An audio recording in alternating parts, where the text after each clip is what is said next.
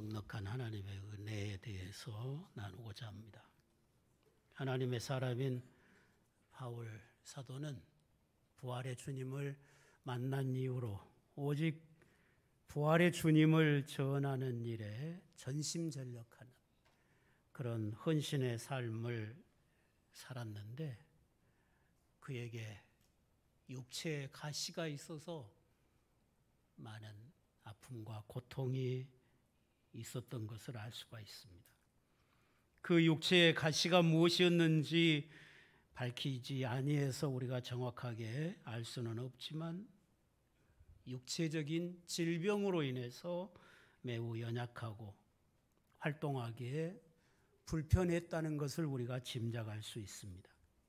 성경학자들은 일반적으로 바울이 가지고 있는 질병은 시력이 매우 안 좋았다, 그렇게 짐작을 하죠.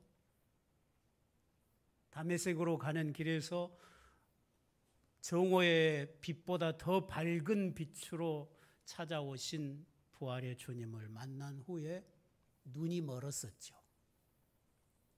그리고 아나니아의 안수에 의해서 다시 눈을 보게 되어서 복음 전하는 사도가 됐는데, 항상 그는 눈이 연약했음을 우리가 갈라디아서를 보면 바울을 사랑하는 갈라디아 교인들이 자기 눈을 바울에게 빼주고 싶어 했다는 거예요. 바울이 눈이 연약해서 활동하기에 불편하니까 내 눈을 빼서 사도 바울을 주고 싶어하는 그런 갈라디아 교인들이 많았다는 거죠.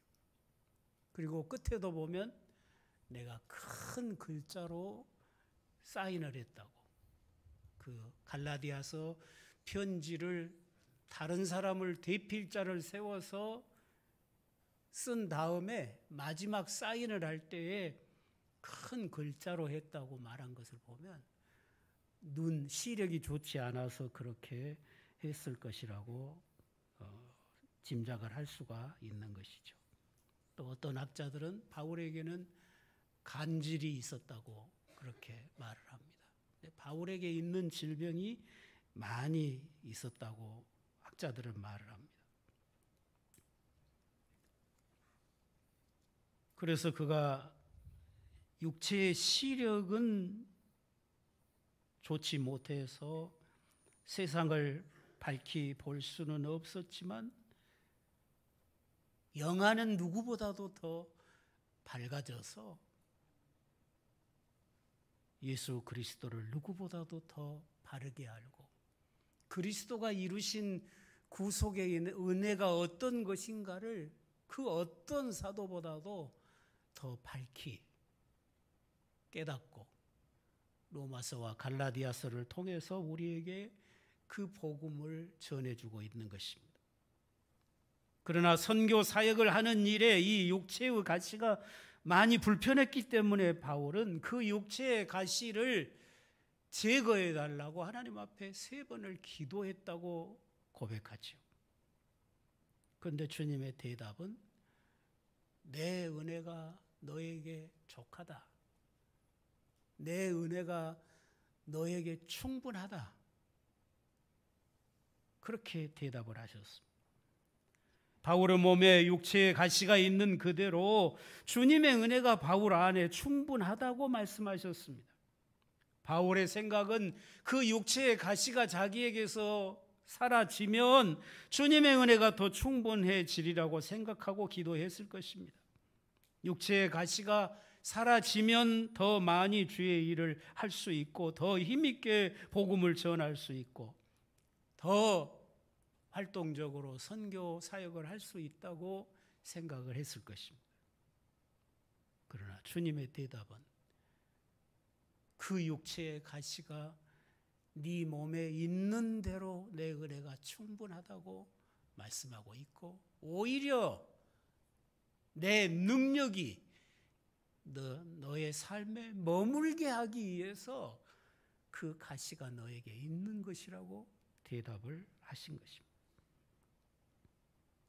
바울이 심히 불편해하고 고통스러워하는 그 가시마저도 바울을 향한 하나님의 은혜의 도구였던 것입니다.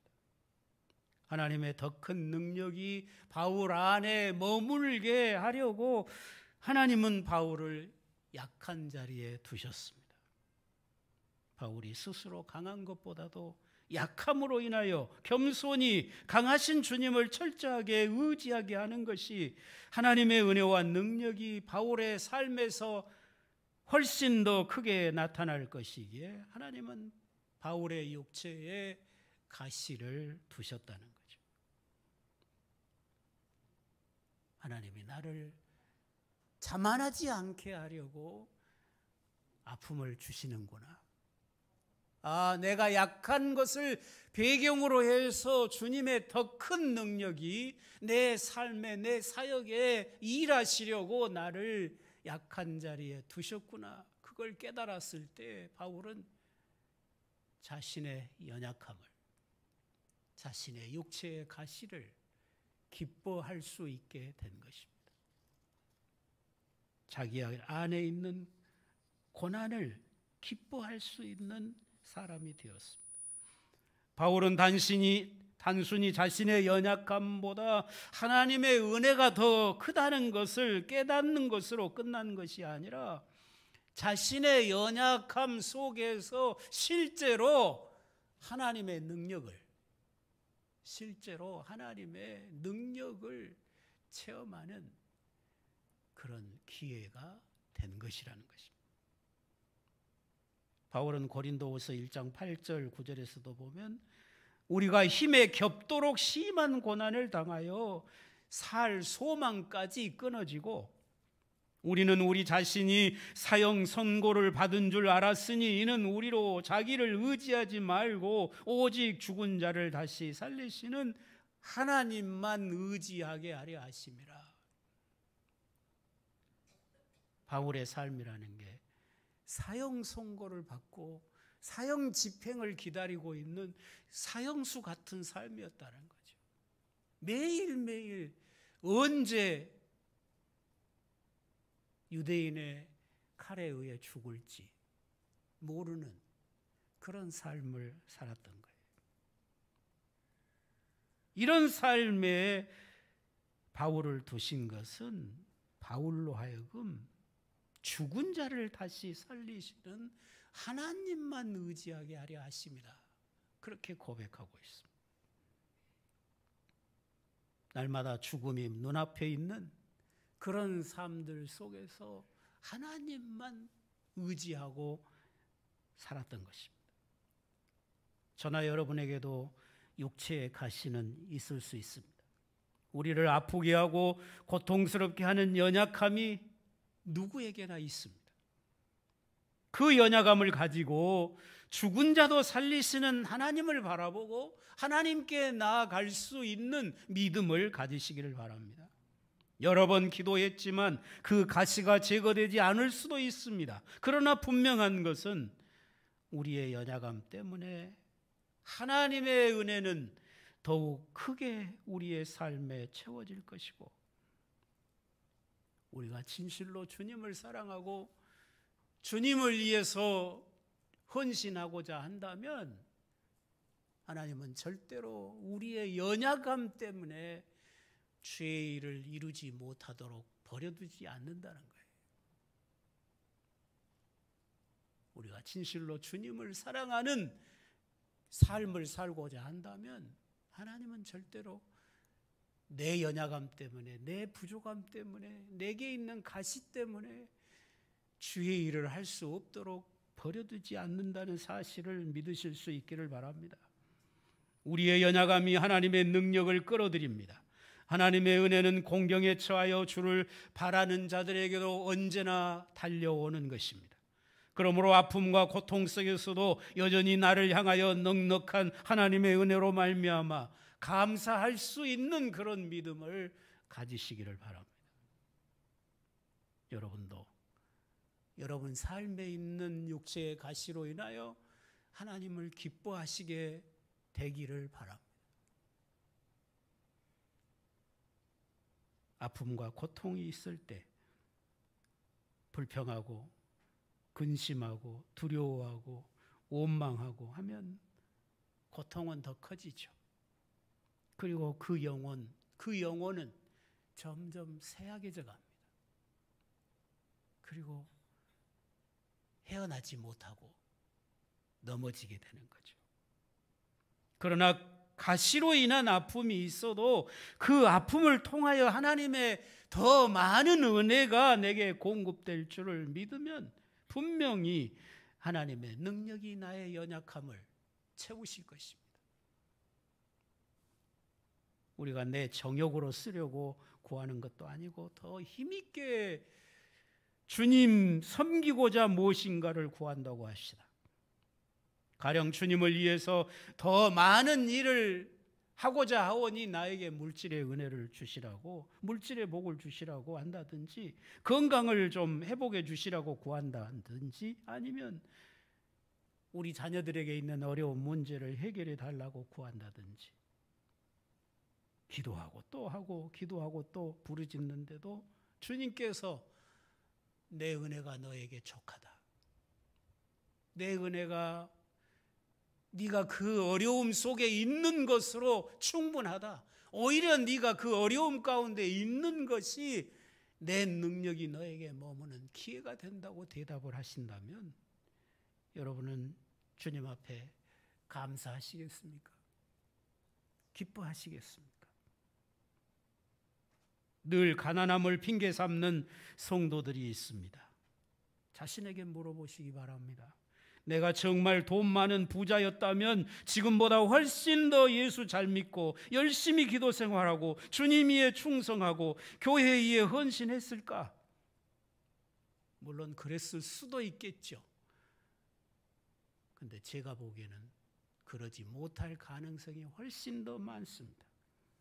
신앙이라는 것은 지금 형편에서 못한 사람은 형편이 좋아져도 또 못하는 것이 신앙이기 때문에 그렇습니다. 예수 잘 믿고 못 믿고는 우리의 환경에 달려있지 않습니다. 도리어 대부분은 환경이 좋아지면 교만해지고 자만해지고 기도생활 등한히 하고 주님에게서 멀어지는 것이 대부분의 사람들의 모습입니다. 나는 건강이 약해서 신앙생활을 잘못한다고 그렇게 핑계대는 분이 건강했다면 신앙생활을 잘했을까요?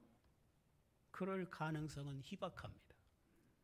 도리어 건강이 약하기 때문에 더욱 주님을 의지하고 더 겸손히 기도하고 더 깨어 살고 그러는 거 아니겠어요?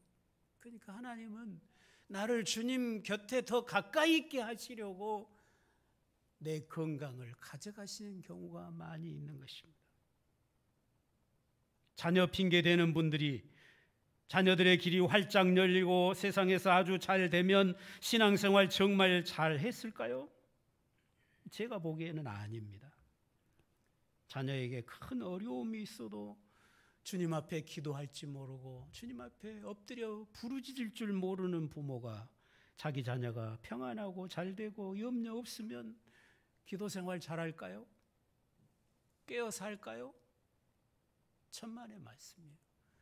주님에게서 더 멀어질 것입니다. 만약에 바울에게 육체의 가시가 없었다면 그가 더 능력 있게 주의 일을 감당했을까요? 아니라는 것입니다. 바울의 육체에 가시가 있었던 것이 하나님의 실수입니까? 아니라는 거죠. 내 능력이 너에게 머물게 하려고, 네가 약할 때 내가 네 안에서 강하게 일하려고 너를 약한 자리에 두는 거다. 그러니 네가 약한 것이 내 은혜가 너에게 충분한 것이라고 대답하시는 것입니다. 우리는 하나님의 은혜가 지금 내게 충분함을 깨닫지 못하고 핑계만 대면서 오늘 최선을 다하지 못하는 경우가 많습니다. 바울은 자신의 기도가 거절돼도 도리어 기뻐하고 감사하면서 약할 때 강함이 되시는 하나님을 찬송하고 있는 것입니다. 사실 우리는 영원히 멸망을 당해 지옥불에 떨어질 죄인이 십자가에서 하나님의 아들이 대신 죽어주신 이 큰 사랑을 입고 구원을 받았지 않습니까? 이 한 가지만 가지고도 하나님의 원수인 나를 구원하시려고 하나님의 아들이 대신 죽어서 나를 아들로 입양시켜 주신 이 한 가지 은혜만 가지고도 주님의 은혜가 우리에게 족한 거 아니겠습니까?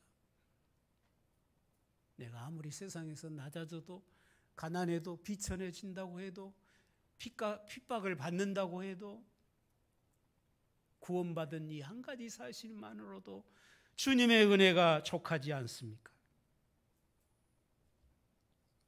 죄를 용서받고 영생을 얻고 천국의 시민이 되고 하나님의 자녀가 되고 성령을 선물로 받는 이 한 가지 이 사실만으로도 주의 은혜가 족한 것입니다.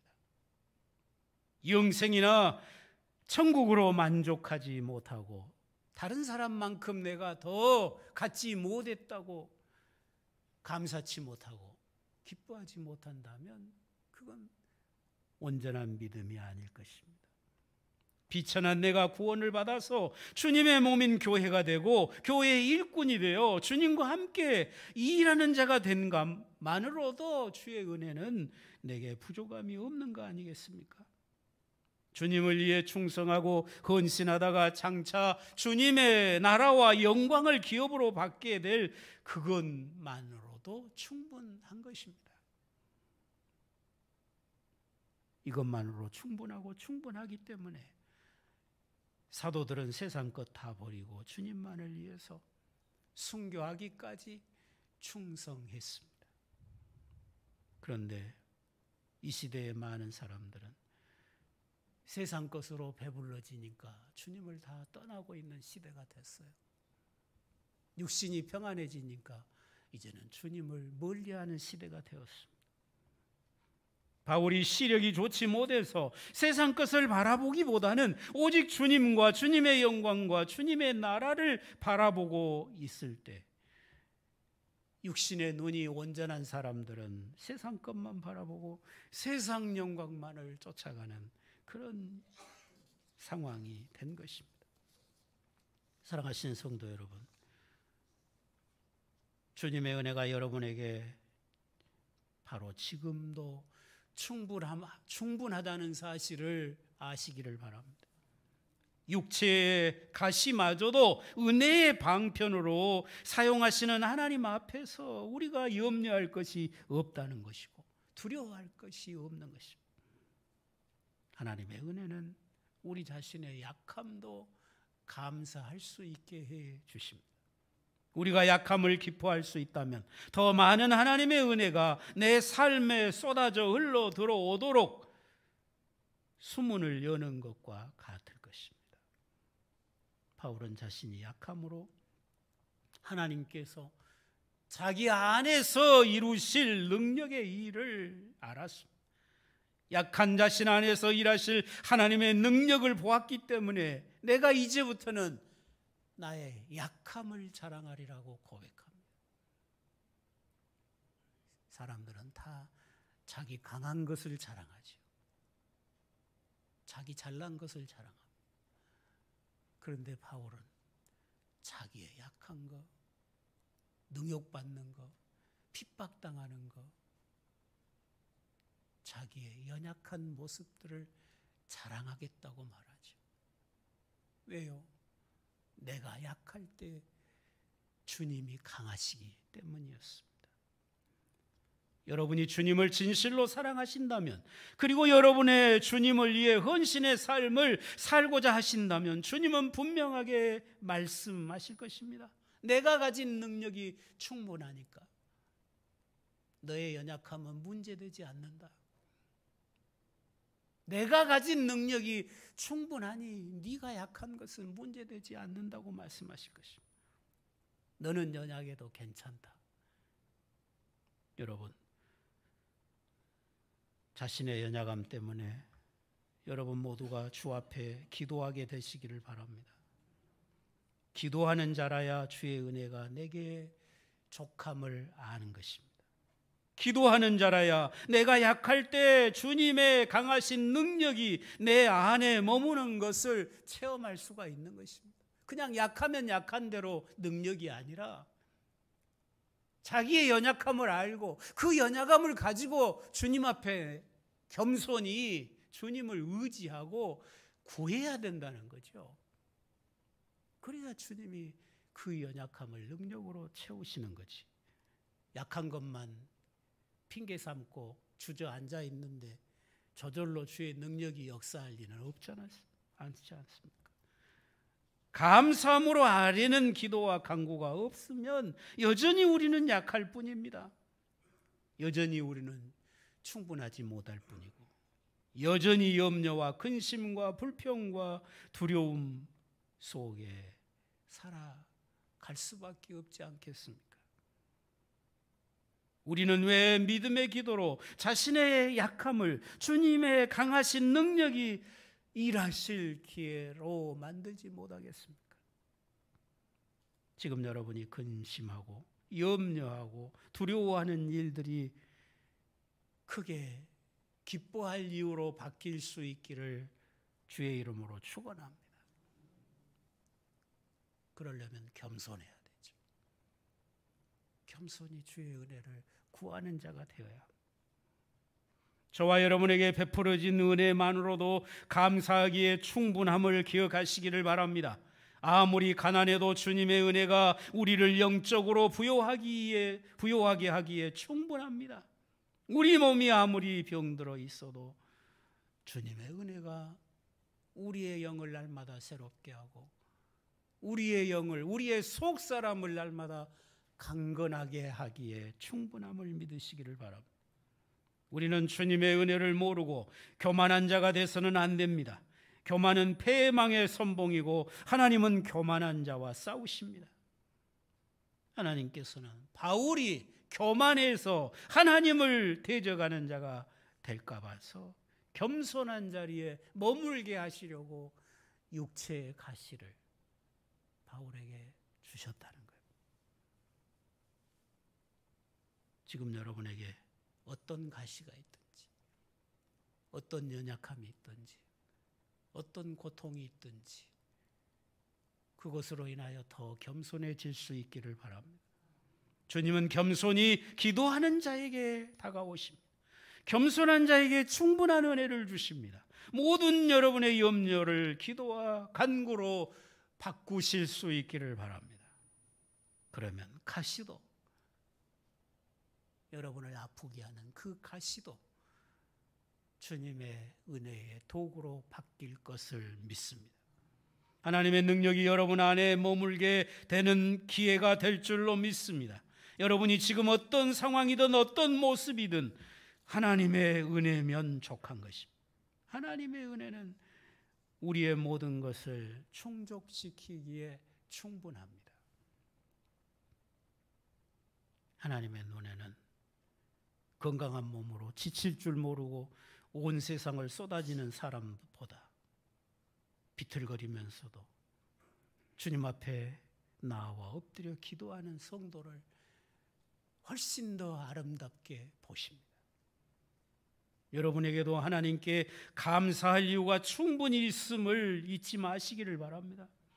여러분의 연약함을 배경으로 언제나 넉넉하신 하나님의 은혜에 진심으로 감사하는 성도가 되실 수 있기를 바랍니다.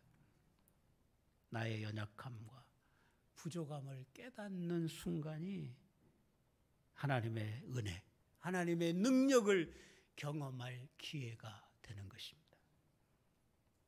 염려와 근심과 불평과 원망과 두려움의 쓰레기는 버려야 돼요. 그건 성도하고 안 어울리는 거예요. 하나님의 자녀에게는 염려와 근심, 불평, 원망, 두려움 이런 것은 하나님의 자녀하고는 안 어울리는 것들입니다. 그건 멀리 버려버리고